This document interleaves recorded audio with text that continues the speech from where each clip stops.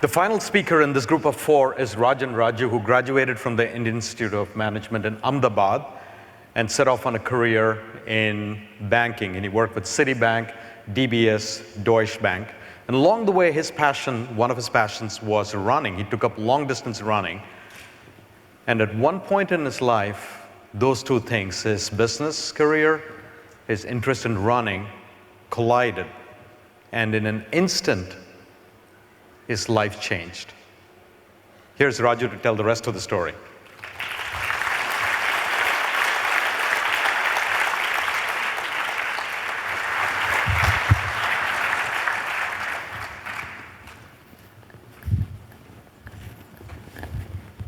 Okay, guys, this is it. End of the road for all of us.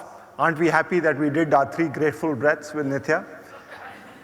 And while that moment of panic suddenly goes through you, I'm sure, other than Tony, everybody else must be having some regret of not saying goodbye to their loved ones, of not having hugged their family for the last time.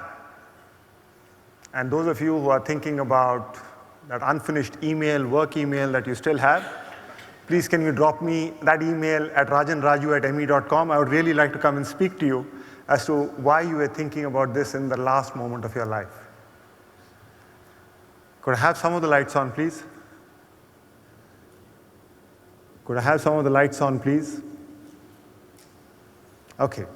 Now let's say I was to tell each and every one of you, you have a 50% chance of living for 12 months. Beyond that, you may not be around anymore. What's the first thing that we start to think about? Spending more time with our friends and family? Settling affairs? What about work that today occupies 24/7? We wake up in the middle of the night looking at email. Before we go to bed, looking at email. What about that? Why has that fallen down in our priorities the moment we start to face the ultimate truth that all of us have to live, all of us have to die? Back in 2011, May 2011, life was great.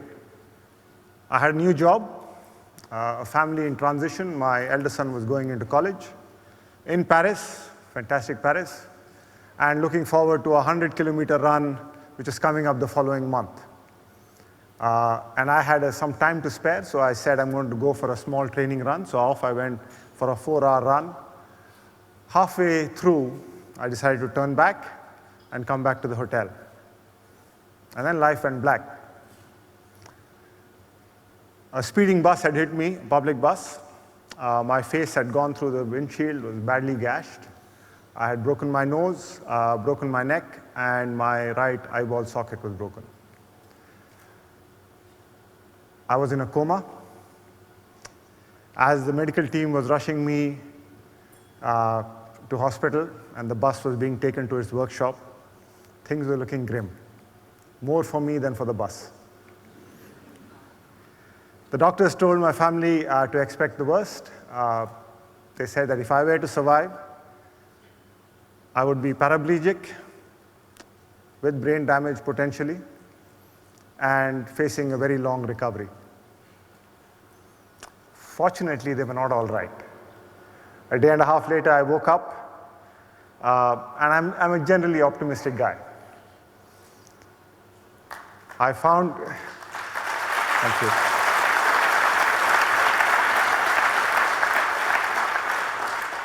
I found I had no feeling or movement below my neck.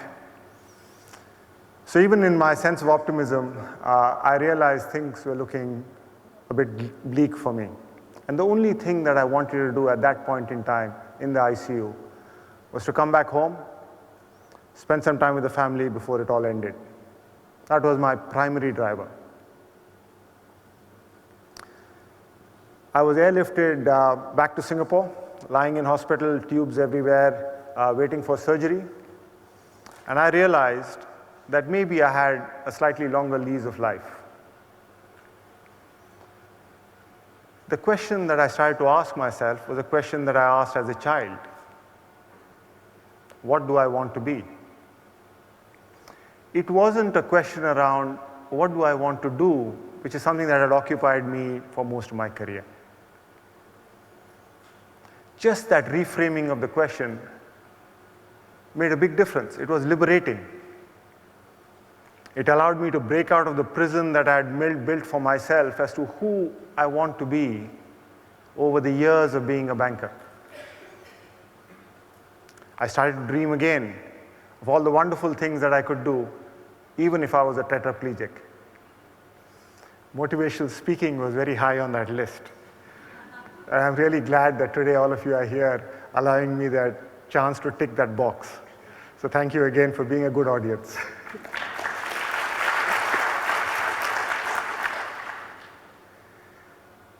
But I think the key thing that as I started to rebuild my life, I knew I had a second lease. It's a rare chance to get a second lease. And like any good batsman, other than our Indian cricket batsmen in the Indian team, I went and took guard again. I said, I need to build a second innings that's going to be very differently crafted than my first innings. One that had compassion, giving, and connecting with people as the center stage of who I wanted to be. One which had that intense understanding that I got, that at the end of the day, it is people, relationships, and memories that count. And that's what I wanted to craft my second life around. I would urge each of you, as you were to think about your life, to think about the existential question, who do I want to be? Rather than the tactical, what do I want to do? And as you reflect in your own lives, in your own careers, I think you will find this question will help you get a lot more deeper understanding of what your future is going to look like. As time went by in the hospital, I was moved to rehab. This is a fantastic facility here in Singapore that allows you to retrain yourself. And along with 14 other spinal cord injured patients, I discovered the power of interconnectedness. I know Richard talked about it, I know Kinney talked about it, but my own experience came from 14, 15 of us every day meeting in this rehab gym, celebrating small successes as one had slightly more recovery, and cheering each other on when we faced our inevitable setbacks. That power of interconnectedness is, I think, really, really powerful. Regrettably, organizations do their best to destroy it by creating departments. And all of us know how departmental politics work. You never reach out. Suresh was very kind to introduce Ei8ht Radesh. That, to me, is an example of the power of interconnectedness. The poem was written, Where the Mind is Without Fear, was written in 1912 by Tagore. Given the discussions in our recent elections in India, I felt strongly that we had lost the original sense of gentle nationalism that our founding fathers felt so strongly about. And Tagore's poem was so evocative in describing those emotions. And that was the primary inspiration around Ei8ht Radesh. Working with young musicians and filmmakers, it was a delight to get this song out and then see that it got a public release, a global release actually, in India, Singapore, and in the US. But there were two stories that touched me most. One, my high school, Hyderabad Public School in Begumpet, Go HPS. HPS played this song as part of the National Day, the Independence Day parade. And can you imagine a song that was written or a poem that was written 100 years ago being listened to by the current youth and inspiring them to do things for their country? That, to me, is a wonderful story of interconnectedness. The second story about the same song is, when this was being played for the first time in North America, the producer of that show, a Fijian Indian, at the end of the song had tears in his eyes. And the first comment he made was, "What an inspirational song about India." Who could imagine a banker with no musical experience, unlike my good friend Arvind, was able to pull something like this off? It all happened just by talking to a variety of people, and many of you in the room have been very kind in giving me your time to be able to do this. Finally, to be who we want to be, we've got to forget who we are.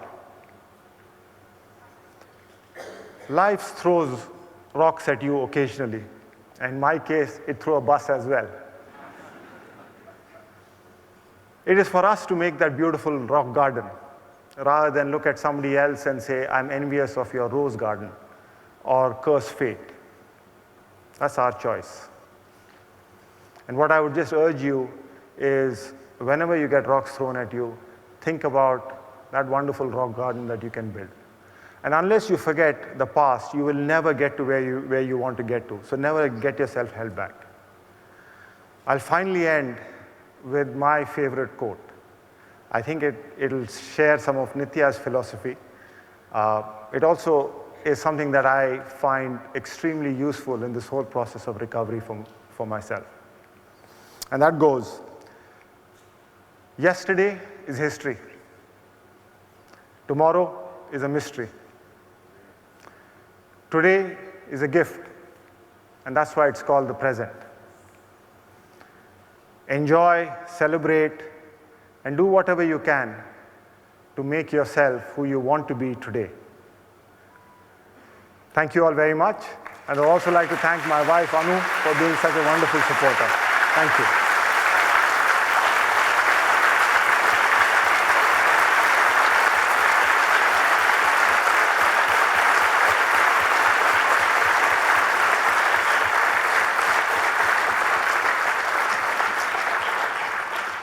Thank you very much.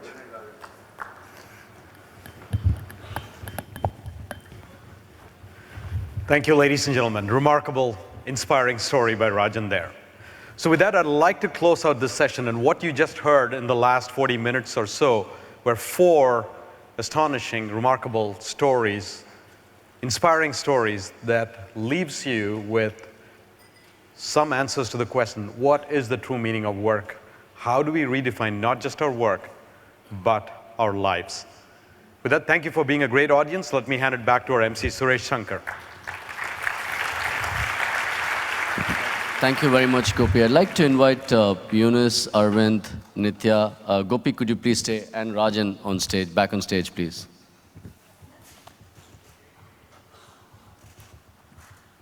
And can you guys stay here? I've been told by the photographer that you're going to stay here so that we can get the logo in the picture. But guys, those of you who are going out, could you please stop and sit for a moment, please? Sit for a moment. How many of you cried? All I can say is, wow.